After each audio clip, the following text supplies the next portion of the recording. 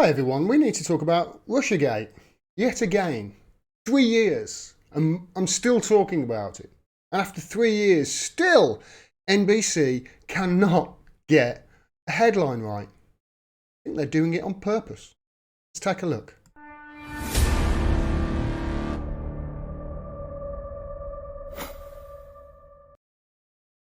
Hi everyone. So you remember I did a video last month where I was highlighting how Roger Stone had been found guilty on all counts and all charges. That Roger Stone's this guy. He was found guilty on all charges by the FBI of lying to the FBI. He's found guilty in a court. And I want to revisit this story and talk about it. Because, like I say, this happened a few weeks ago now, but I didn't get a chance to talking about this, and I really need to. Before I carry on, though, please make sure you like the video if you find yourself coming back here often, and share it as well. It's as good as supporting us monetarily. It really is. We're getting suppressed, so a share really does help new eyes see our stuff. Support independent media. We're giving the truth. We're giving the truth of stuff about this guy when the media just aren't. Because they keep getting headlines wrong, the media do, on this Russiagate affair. Now, it's said that around 80%, 80 out of every 10 people just don't read past the headline. They only read the headline, don't read the body text, only about 20%. That's how impactful a headline is on your viewership, you know? That's how impactful it is, and why it's so important that when you write a headline, it isn't misleading, because it's really powerful. I talk about how they have constantly in the media associated Julian Assange and rape in the headline, even though neither girl in that case in Sweden ever accused Julian Assange of rape, and certainly didn't want him arrested or charged with rape, and there were never any charges brought, and the investigation was dropped several times, etc. But nevertheless, they keep putting headlines for years, for 7-8 years. Julian Assange rape, Julian Assange rape. And it sticks in people's psyche. All of a sudden, people start thinking, oh, Julian Assange is a rapist, when they don't actually know the details of it. And if they knew the details like I did, they would not be saying that he is. So headlines are important. And I really want to stress that. Headlines are extremely important. They shape the narrative of what people talk about. Now remember, Roger Stone was convicted. Roger Stone, this guy, last month, was convicted as part of Robert Mueller's investigation into meddling in the 2016 election, into Russian meddling in the 2016 election. He was found guilty on all charges of lying to the FBI about his connection to WikiLeaks. Okay?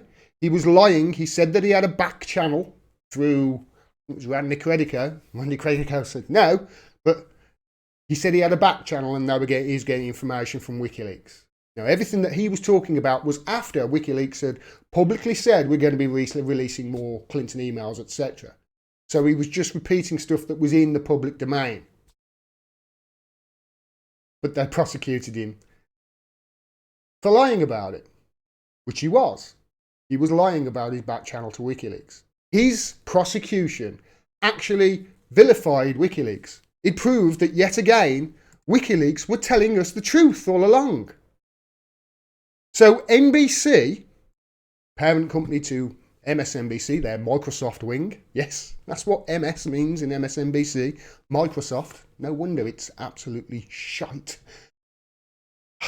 This is NBC. This is the sort of headline that they've been writing. So this is, you can see, from 2018. Mueller has evidence suggesting Stone associate new Clinton emails would be leaked. Yeah, that was true. After WikiLeaks had already released details that, yeah, we're going to be releasing more emails about from the Clintons. Okay? So straight away you can see that, you know, they're pushing things that aren't true here. And they have been doing for 3 years. MSNBC especially. This is NBC. But look at this. Look at their... I'm going to take my image away just so you can see this in all its glory. That's how they reacted to that guy, Roger Stone, getting found guilty of lying to the FBI about his connections to WikiLeaks, proving that WikiLeaks were telling the truth. And this is the headline that NBC News wrote. Last month it was. Roger Stone, confidant of Trump and WikiLeaks connection, found guilty on all 7 counts. The GOP operative was charged with making false statements, obstruction and witness tampering tied to his pursuit of Russian hacked emails in 2016. That part there, Russian hacked emails, that's a lie. That's never been proven. We've never seen any evidence that the emails were hacked by Russia. None at all. The only evidence that they've put forward that Russia hacked these emails in 2016 has been debunked by Bill Binney and the people at VIPS. Transfer speed couldn't happen at the speed that they say it was. So that there you can see is a lie right there at the bottom of their article. But this is even worse. Roger Stone, confidant of Trump and WikiLeaks collection. This proves WikiLeaks were telling the truth all along.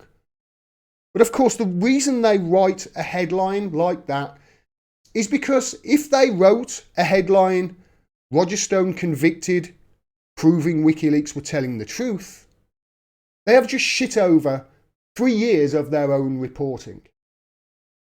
And that's why they're doing this. They're doing it to save their own neck. I mean, obviously they've got to push a narrative anyway. But this is proven that their 3 years of their own reporting has been bullshit, basically. And that's the way NBC report on it. That's the way NBC report on Roger Stone being found guilty of lying, which he was. That's how they report it. In my mind, that's journalistic malpractice. They're pushing a narrative here that is not true. They've been doing it for 3 years. If they were confident, as I think it was Jimmy Dore who said this the other day, if they were confident that their narrative, the thing that they're pushing, the thing that they're implying is true, if they were confident of it, they would bring on Aaron Marte. They would bring on Glenn Greenwald. They would bring on these people. But they won't.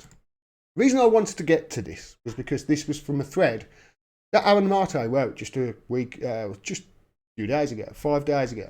Just look at this. This just goes to prove you that they're looking in all the wrong directions to try and find this Russia leak and this WikiLeaks leak. This Russia link, rather, and WikiLeaks link between Trump and the campaign. Trump and WikiLeaks. It was there in plain view all along. Aaron Marte, wow. Spanish prosecutors allege that CIA used Trump mega donor Sheldon Adelson, his company, as a go-between to receive info from a Spanish company. It had enlisted to spy on WikiLeaks founder Julian Assange in the Ecuadorian embassy. This is UCI Global, I think they're called. The Spanish company that had access to the Ecuadorian embassy and live video feeds from there, and the CIA had access to their server so they could get in and they could look and spy on Pamela Anderson going to the toilet having a pee. Sheldon Adelson, Trump mega donor. His company was a go-between between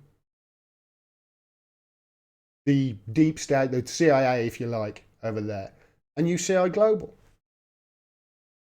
See there, he signed a contract with Las Vegas Sands, the casino and resort company of Sheldon Adelson, and the prosecution contends that Mr. Morales passed information about Mr. Assange to security officials at the company, saying it acted as a go-between with the CIA. That's in the New York Times. NBC won't be writing a headline about that, will they? Just conclude with this little thread by Aaron.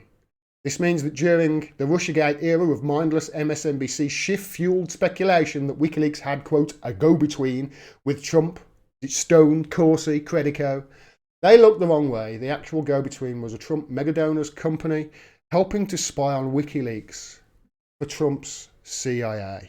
And then he links to that. Even a Roger Stone trial underscoring that Stone had no back channel with WikiLeaks was reported the opposite way.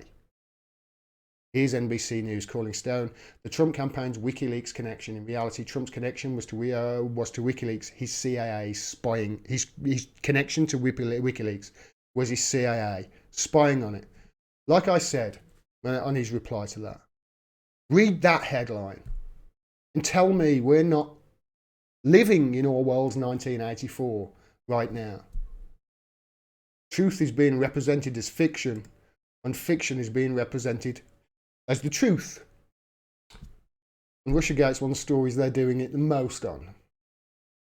There's no proof that Russia hacked the 2016 election and gave those emails to WikiLeaks. WikiLeaks and Julian Assange have said over and over, our source is not the Russian government. They've never lied to us. I've just showed you yet another instance of where they were telling us the truth, and the media are the ones who are trying to lie to us by constructing a headline like that.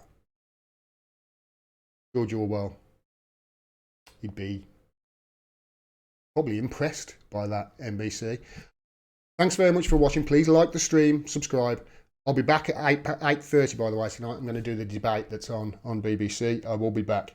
Yeah, please make sure you like and share the stream. It really does help. Make sure you're subscribed. I get people emailing me every day saying, oh, they unsubscribed me again. Make sure you're subscribed. Click that bell so you get a notification. Support independent media, because we've been telling the truth about this Russiagate stuff for quite some time now. People like NBC, they've been lying to you. I think it's about time we make Orwell fiction again. So support independent media. Thanks for watching, everybody. Be back later on. Yeah.